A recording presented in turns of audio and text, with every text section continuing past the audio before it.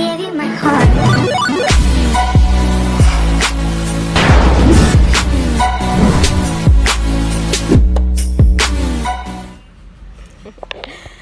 Yo. Alright, y'all, so I am out and about. I'm about to stop at CVS we're gonna stop at CVS to get a nail kit. Because obviously, you know, everything's shut down. We gotta get these nails together. But I said I'm gonna just stop by McDonald's shamelessly and get me, you know, a little double cheeseburger, a little small fry real quick, you know, just something. And I swear you get, I mean, if I would have went outside my area, service would be better. But I pulled up and she's like, can you give me a minute? I'm like, oh, okay. I thought it was yes ma'am, we'll be with you in one moment please, but I guess they changed that. And then she said, how can I help you? Okay, I gave her my order, double cheeseburger, small fry please. And she's like, all right, $4.54.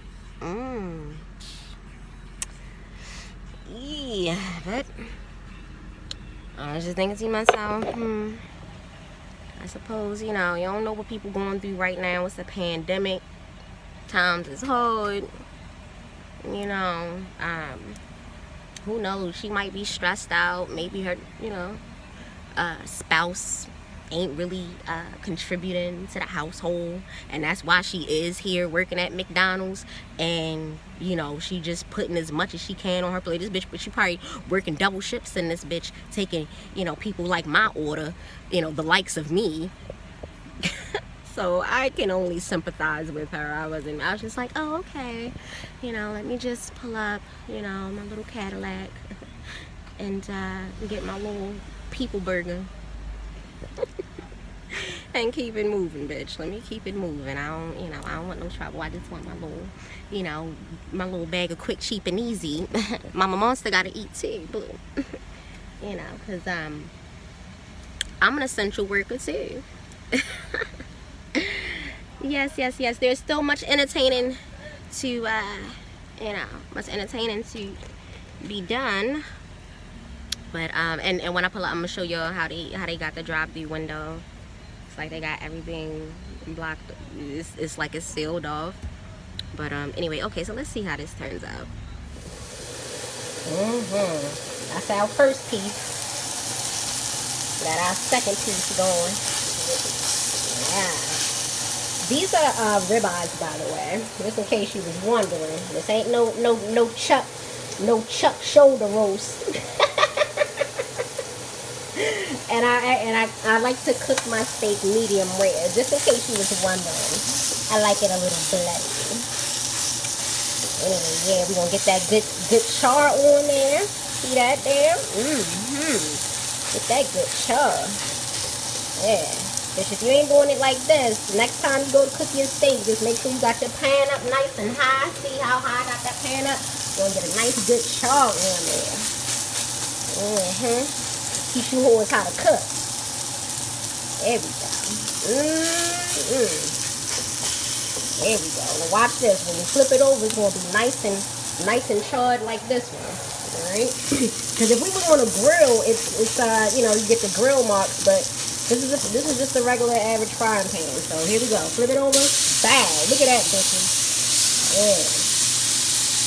That's how you want it to look. Alright, so let's get into this dancing story time.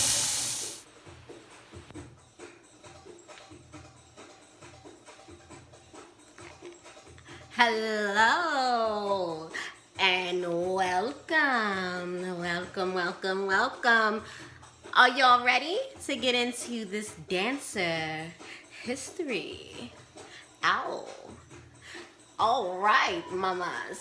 So, today we're going to 15th century BC Ottoman Empire. And in this is around the time when the harem was alive and well. And in the harem, this is where you saw the belly dancers. Ow, ow, ow, ow. Okay, wait. That's my rendition of belly dancing. Let me get into this story with y'all. Okay, yes. So we're gonna talk about belly dancers. Belly dancers, where they come from. So this was heavily prevalent. We'll say, again, we're going to stick to 15th century, and we're talking about the Ottoman Empire. So this was, you know, you had Morocco, Algeria, what else is we're talking about the Barbary Coast. So, you know, I guess what's known as today as Tanzania is in that area also. But yes, so let's talk about the Ottoman Empire and the harem. So you could imagine that in this time, you know, you're talking about 15th century Turkey, right? And in this area, obviously, you know, this is the time of peasantry. So, you know, you can imagine how everyday life must have been for your commoner, you know, your just common citizen. You know, life was as to be expected. The same way how we have poverty now, you can imagine our poverty now ain't got nothing on poverty then. So I'm sorry, I'm still looking down. I'm trying to look at y'all. So at this time, you had parents who would try to, you know, motivate their daughters to become what they called odalisque. An odalisque at that time was basically the lowest ranking member in the hierarchy of the harem, right? So, you know, mother would say, hey, you know, won't you see if you can enter the palace, the royal palace, as an odalisque. Now, an odalisque, like I said, was the lowest ranking member. And if you came in as an odalisque, you were basically, you know, a dancer or a singer, right? However, if you were especially good, if you could, you know, sing or dance, because we're talking about dancer history, so if you could dance especially well, then you could be trained to become one of the sultan's concubines. Now, bitch, I know you're probably saying, oh, damn, concubine. Well, listen, wait. Don't, let me tell you. Because at this time, as I told you, you know, you can imagine the conditions outside of the palace. So it was more so thought to be, because it was more so thought to be, it was looked at like this. You know, look, if you're going to be a slave, because they were in fact slaves, but you had levels, right? So people thought of it to be, look, if you are going to be a slave, you may as well try to rise in the ranks of the hierarchy to a point where, as though, you know, you can either become, and again, I'm talking about within the harem, you know, you would either become a concubine, or as a concubine, you could also be sold off as a bride to maybe another royal family. And I also want to note that some of these women, in fact, most of the women, because you weren't in their society at the time, they didn't allow for Muslim women to be, they wouldn't enslave Muslim women. So the women that were in fact coming in as, you know, odalisque and concubines were in fact actually, they weren't of Muslim descent. They were probably from neighboring countries, and they would go, especially within those times, you had the Barbary pirates raiding the Barbary coast, and they would, in addition to you know, gathering whatever booty and plunder and gold and riches, they also snatched people. Slavery was alive and well at that time, and this is also where you get, you know, the idea of white slavery at that time. Like I said, they did not enslave their own women to that degree. But again, footnote, side note. So to get back to the story, so you can imagine, let's say you were just, you know, either you, if you didn't come in willingly, okay, you just came in as a slave. Now, this is your new life. You have no life outside of there, and the only thing that you can do is to make the best of the situation. So when you came in, you would basically, they would line the women up and cherry pick them to say, okay, take this one, and this one to be examined by the palace physician, who would then examine them to make sure that they were fit to be trained as the sultan's concubine. So, again, so now you came in as an odalisque, and, let's say you were especially, you, for whatever reason, you stood out, right? And as far as the harem was concerned, it was they called her Valide Sultan. The Valide Sultan was usually the mother of the living sultan at the time. So this is the highest ranking member, okay, of the harem. She herself, in fact, technically is of slave descent. Why? Because as the mother of the sultan, her mother was a concubine. All of the sultans at that time came from their concubine. The sultans at that time did not have wives. They only had their favorite concubine, which would have been the head concubine. They called her the Hakasi, and I'll put it here in the side. I'm probably messing up the names, but anyway, so you had, let's go through the hierarchy of the harem. Valide Sultan was the mother of not the emperor, mother of the sultan. Hakasi was the favorite concubine, and what we would call in today's time, let's say she's the head mistress, baby mother, because more than likely she would have had a son or sons for the sultan, right? So now she's considered Hakasi, or head concubine. And as the head, oh, please believe she has her own quarters, she has her own servants, she's well taken care of, right? Then below her you have the Hatans, and the Hatans are basically the favored. These are the favored concubines. They have had a chance to be with the sultan and gain his favor, so now they have their own apartments within the harem and their own quarters, probably have maybe a maiden or two, a servant or two waiting on them as well, and usually would be clothed and gifted certain gifts or whatever to show favor from the sultan. And then below them, you had basically the concubines who were in training, probably just came from, their neighboring countries and are still being educated into the palace life and palace, etiquette, and maybe have not had a chance to be in front of the sultan. As a concubine, you came in, and each concubine would at least be with the sultan at least once.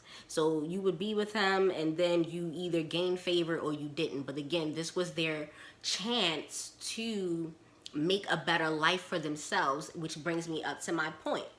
The way that you could do that, again, because you just came in as an odalisque, right? So you're a concubine, you're an odalisque, now chosen to be trained as a concubine, but still, you're still there for the sultan's entertainment. So you were trained to dance. You were trained to dance, and when it was time, you would be brought in front of the sultan, and now you had a chance to show off your move. Oh, wait, get the music. You had a chance to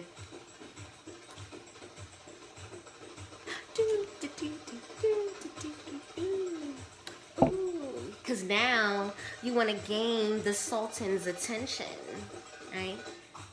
You gain the sultan's attention as if your livelihood depended on it, because at that time, it pretty much did. If you could entertain him, right, and dance for him well, and, you know, gain favor with him, then your life pretty much changed, and you could go from just being a common slave, odalisque, to being a favored concubine, Hatan, Hasaki. I'm so saying the name wrong, but please stay with me. And then maybe even Valide Sultana. I'm probably saying it wrong. Valide Sultan. Now, as far as the odalisque was concerned, so let's speed it up, you know, to further down the line in the centuries, once the Western world had started to gain some insight into the harem, or at least what they thought their idea of the harem was. They thought it was just, you know, women laying around all day and the sultan going in and just ravaging this women, and it wasn't like that. These women were actually a major part of the political scene, and, you know, you can imagine that they had some influence into the sultan's decisions at that time. Obviously, the sultan, you know, what he said went at the end of the day, but as his, you know, as his favorite Hatan, as his Hasaki, as his mother, you obviously were able to then influence some of his decisions.